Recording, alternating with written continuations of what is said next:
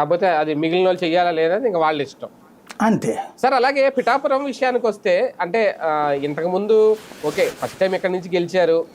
ఇక్కడ రెండు అంశాలు వీళ్ళిద్దరిది ఒక ఎత్తు అయితే పవన్ కళ్యాణ్ గారిది ఈ నియోజకవర్గం కేర్ ఆఫ్ పవన్ కళ్యాణ్ అని బ్రాండ్ వేసుకోవడం ఒకటి, ఎన్నికలకు ముందు ఇచ్చిన హామీలు నిలబెట్టుకునే ప్రయత్నం ఒకటి.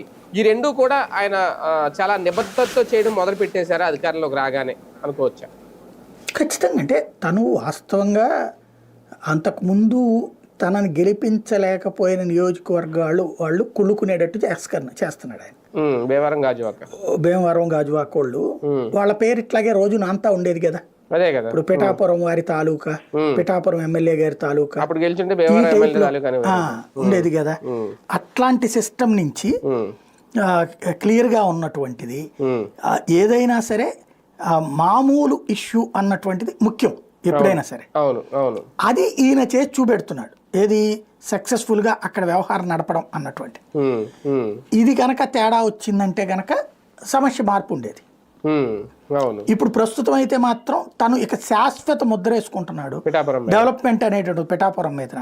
అంటే ఇప్పుడు చంద్రబాబు గారికి ఇది ఎట్లాగో అదే అట్లాగ ఉండిపోతుంది రాబోయేటటువంటి రోజుల్లో.